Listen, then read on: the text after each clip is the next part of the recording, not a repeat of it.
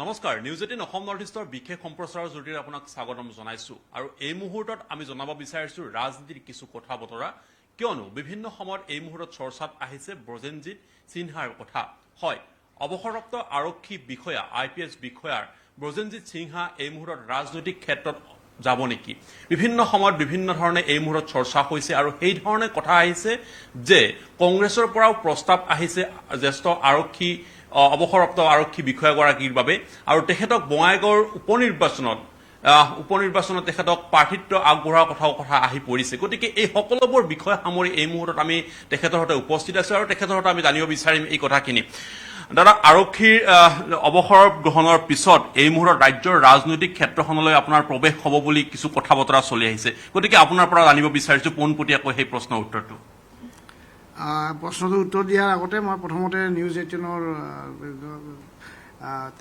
ধন্যবাদ জনাব খুজিছোঁ আপোনালোকে আহি মোক লগ কৰি পেলাই কথাটো জানিব বিচাৰিছে তো তাৰ কাৰণে ধন্যবাদ জনাইছোঁ আৰু আপোনালোকলৈও গোটেই চেনেলৰ সকলো কৰ্মকৰ্তালৈ মোৰ শুভেচ্ছা জনাইছোঁ এতিয়া যিটো চৰ্চা হৈছে ময়ো দেখিছোঁ বাতৰিবিলাক বেলেগ বেলেগ টিভি চেনেল বা নিউজ পেপাৰতো ওলাইছে বাতৰিটো আৰু কথাটো এনেকুৱা যে মই IGP হিচাপে যোৱা 30 ছেপ্টেম্বৰত চাকৰিৰ পৰা অৱসৰ গ্ৰহণ কৰিছোঁ আৰু তাৰ আগতে মোৰ এটা পাব্লিক আইডেণ্টিটি আছিলে চাকৰিত জইন কৰাৰ আগত পাব্লিক আইডেণ্টিটিটো আছিল যে মই সদৌ অসম ছাত্ৰ সন্থাৰ নেতৃত্বৰ লগত জড়িত আছিলোঁ মই সন্মুখৰ পৰা নেতৃত্ব দিছিলোঁ মোৰ নিজৰ যিটো অঞ্চল সেই অঞ্চলত দিছিলোঁ মোৰ যিখন অবিভক্ত গোৱালপাৰা জিলা বঙাইগাঁওকে আদি কৰি বঙাইগাঁও চিৰাং কোকৰাঝাৰ ধুবুৰী গোৱালপাৰা এই গোটেইকেইখন জিলাক সামৰি যিটো জিলা ছাত্ৰ সন্থা আছিল আন্দোলনৰ সময়ত মই তাৰে সাধাৰণ সম্পাদকৰ দায়িত্ব বহন কৰিছিলোঁ পৰৱৰ্তী সময়ত মই সদৌ অসম ছাত্ৰ সন্থাৰ নেতৃত্ব লৈছিলোঁ দুবাৰকৈ মই সহকাৰী সাধাৰণ সম্পাদকৰ পদ লাভ কৰিছিলোঁ আৰু সদৌ অসম ছাত্ৰ সন্থাৰ সাধাৰণ সম্পাদকৰ পদৰ কাৰণেও প্ৰতিদ্বন্দ্বিতা কৰিছিলোঁ 1989 চনত সেয়া মোৰ সম্ভৱ নহ'ল মই সমুজ্জ্বল ভট্টাচাৰ্য আৰু মোৰ মাজত প্ৰতিদ্বন্দ্বিতা হৈছিলে মই যেতিয়া 5টা ভোটত পৰাজিত হৈছিলোঁ একো নাই তাৰপিছতো মই আছুত থাকি নামুৰ পৰিৱেশনত আছুৰ পৰা মই ওলাই আহিছোঁ সসন্মানে আছুৰ পৰা মোক বিদায় দিছে ওলাই আহিছোঁ আৰু পিছত APSCৰ পৰীক্ষা হ'ল 1992ত মই প্ৰথমতে সোমালোঁ চাকৰিত 93ৰ পৰা মই APS হিচাপে আছোঁ আৰু যোৱা 30 ছেপ্টেম্বৰত মই IGP হিচাপে অৱসৰ গ্ৰহণ কৰিছোঁ এতিয়া মোৰ যিহেতু বেকগ্ৰাউণ্ডটো তেনেকুৱা আৰু সেইকাৰণে মোৰ এটা ৰাইজক সেৱা কৰাৰ বা ৰাইজক ছাৰ্ভিচ দিয়াৰ এটা মনত সদায় থাকে আৰু বঙাইগাঁও অঞ্চলত মোক বহুতে বিচাৰে মোৰ অভাৱো অনুভৱ কৰে মোৰ লগত যোগাযোগ ৰাখে আৰু তেওঁলোকে সদায় মোক কৈ থাকে দাদা আপোনাৰ ৰিটায়াৰমেণ্ট কেতিয়া আছে ভলেণ্টাৰী ৰিটায়াৰমেণ্ট ল'ব পাৰি নেকি এনেকুৱা ধৰণৰ কথাও কৈ থাকে মোক তো সেইকাৰণে সেইবিলাক কথা মই আগতে কেতিয়াও ভবা নাই যেতিয়া অৱসৰ ল'লোঁ তাৰপিছত এই ধৰণৰ হেঁচাটো মোৰ বঙাইগাঁৱৰ পৰা মোৰ যিসকল শুভাকাংক্ষী আছে তেওঁলোকে অলপ বেছিকৈ দিবলৈ ধৰিলে মোক যে আপুনি আহিব লাগে বঙাইগাঁৱলৈ আৰু বঙাইগাঁৱত আহি ৰাইজৰ মাজত সোমাই ৰাইজৰ কাম কৰিব লাগে এই কথাখিনি তেওঁলোকে বিচাৰিলে তো সেইখিনি মই একেবাৰে অৱহেলা কৰিব পৰা কথাও নহয় কাৰণ মই এতিয়া সক্ষম অৱস্থাত আছোঁ আৰু মোৰ যিটো পুৰণি আছুৰ দিনৰ অভিজ্ঞতা বা চাকৰি জীৱনৰ যিখিনি মোৰ প্ৰশাসনীয় অভিজ্ঞতা এই গোটেইখিনি মিলি মই নিজেও ভাবোঁ যে মই বোধহয় এগৰাকী সক্ষম ব্যক্তি যি ৰাজনীতিত আহিলে মই বঙাইগাঁৱৰ ৰাইজৰ সেৱা কৰিব পাৰিম আৰু মোৰ প্ৰথম কথাই হ'ল বঙাইগাঁৱৰ লগতে মোৰ অবিভক্ত গোৱালপাৰা জিলাখন য'ত মানে ধুবুৰী কোকৰাঝাৰ গোৱালপাৰা বা কোকৰাঝাৰ চিৰাং চব সোমাই আছে এইখিনি অঞ্চলক মই প্ৰতিনিধিত্ব কৰোঁ আৰু মোৰ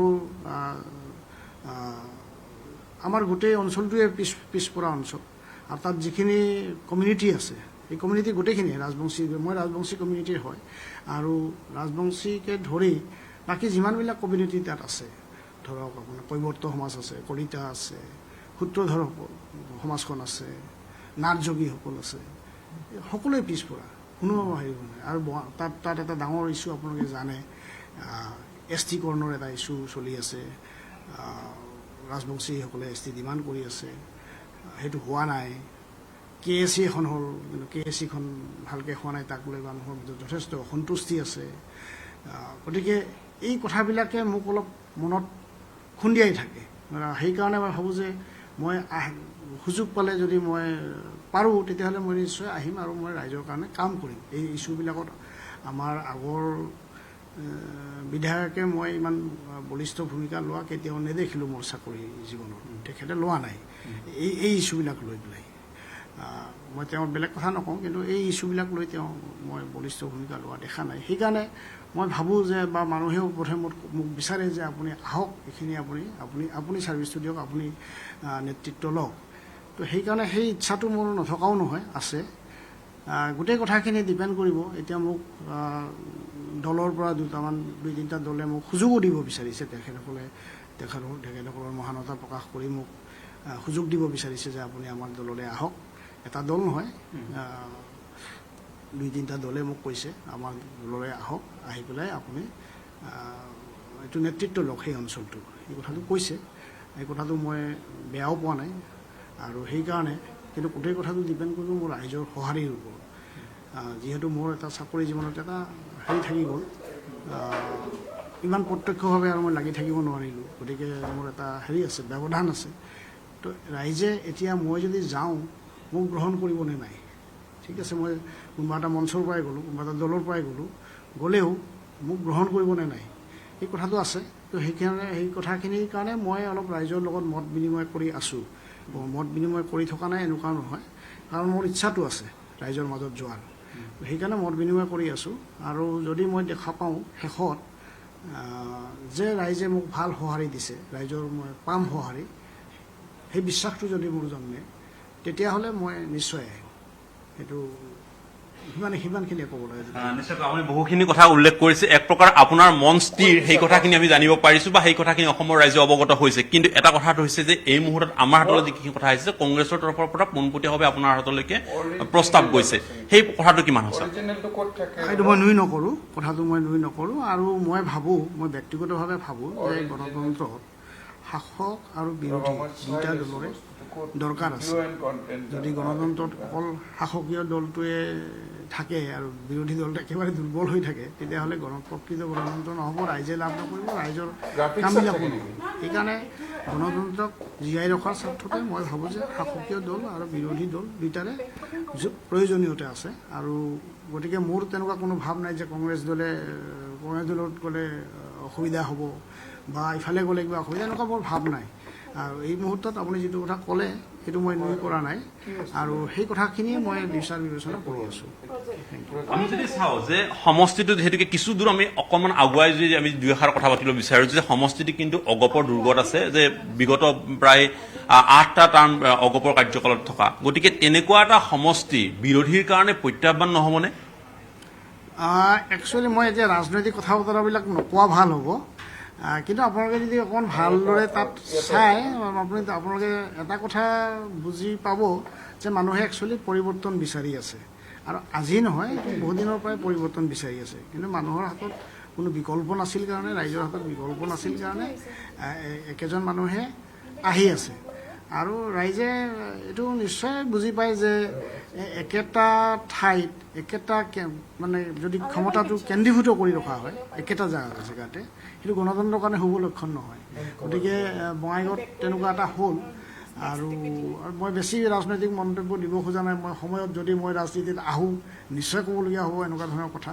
কিন্তু আজি মই এটা কথাই ক'ব খোজোঁ যে ৰাইজে বঙাইগাঁৱত পৰিৱৰ্তন বিচাৰি আছে।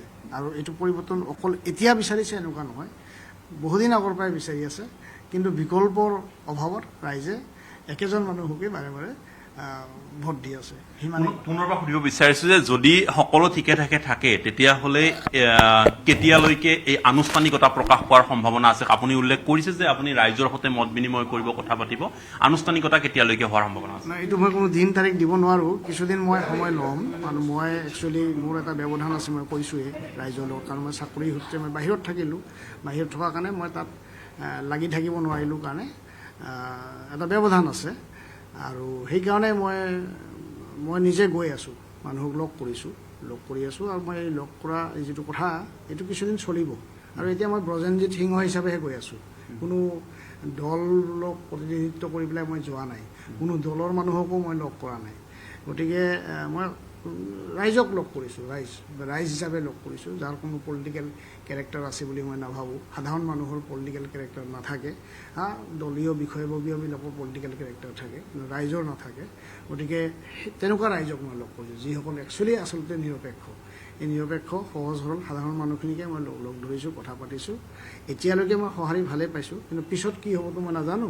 মই আৰু কিছুদিন এই যিটো মই প্ৰচেষ্টা চলাই আছোঁ, এইটো কৰিব বিচাৰিম, আৰু কৰিব পৰাৰ পিছত মই তেতিয়া নিশ্চয় মোৰ সিদ্ধান্ত গ্ৰহণ কৰিম। ইমানেই কথা। নিশ্চয়কৈ ধন্যবাদ জনাইছো। এই মুহূৰ্তত মাথোন আনুষ্ঠানিকতা বাকী, কিন্তু বহুখিনি কাম ইতিমধ্যে আগবাঢ়ি গৈছে। অৱসৰপ্ৰাপ্ত আৰক্ষী বিষয়াগৰাকীয়ে সেই কথা নিজ মুখে উল্লেখ কৰিছে যে হয়তো আনুষ্ঠানিকভাৱে তেখেতৰ সেই কথা কেইটামান দিনৰ পিছতো ঘোষণা কৰিব, কিন্তু তাৰ পূৰ্বে বঙাইগাঁওবাসীৰ ৰাইজৰ সৈতে তেখেতে মত বিনিময় কৰিছে। এই কথাও তেখেতে উল্লেখ কৰিছে যে আচলতে বিৰোধীৰ সুযোগ পোৱা নাছিল বাবেহে আচলতে সমষ্টিৰ আসনখন কিন্তু বিৰোধীৰ হাতলৈ যোৱা নাছিল। যদি আচলতে যোগ্য আৰু সঠিক প্ৰাৰ্থী হয়, তেতিয়াহ'লে বিৰোধীৰ সম্ভাৱনাময় এটা স্থান হৈছে বঙাইগাঁও, আৰু সেই বঙাইগাঁও সমষ্টিটো বিৰোধীৰ হাতলৈ অহাৰ পূৰ্ণ সম্ভাৱনা আছে বুলি তেখেতে আজি এই কথাখিনি আত্মবিশ্বাসেৰে ক'ব বিচাৰিছে। গতিকে এতিয়া বঙাইগাঁওৰ ৰাইজে আচলতে কি ধৰণৰ মতদান প্ৰদান কৰে বা বঙাইগাঁওৰ ৰাইজে কি ধৰণে বিচাৰে, সেয়া হয়তো সময়ত লক্ষণীয় হ'ব। কিন্তু এই মুহূৰ্তৰ ৰাজ্যৰ ৰাজনীতিৰ এটা গুৰুত্বপূৰ্ণ খবৰ আমি সেই কথা অৱগত কৰিছো যে আৰক্ষী অৱসৰপ্ৰাপ্ত শীৰ্ষ বিষয়া IGP ৰূপে অৱসৰপ্ৰাপ্ত লোৱা ব্ৰজেনজিৎ সিনহাই তেখেতে ৰাজনৈতিক পথাৰত ভৰি দিব বিচাৰিছে। ভৰি দিয়াৰ প্ৰাক মুহূৰ্তত এই মুহূৰ্তত যো-জা চলিছে, কংগ্ৰেছৰ সৈতে যোগাযোগ চলিছে, আৰু হয়তো আনুষ্ঠানিকভাৱে তেখেতে হয়তো অচিৰে সেয়া যোগদান কৰিব ৰাজনীতিক ক্ষেত্ৰত, কিন্তু তাৰ পূৰ্বে তেখেতে সমষ্টিৰ লগত এই মুহূৰ্তত কথা বতৰাত ব্যস্ত হৈছে।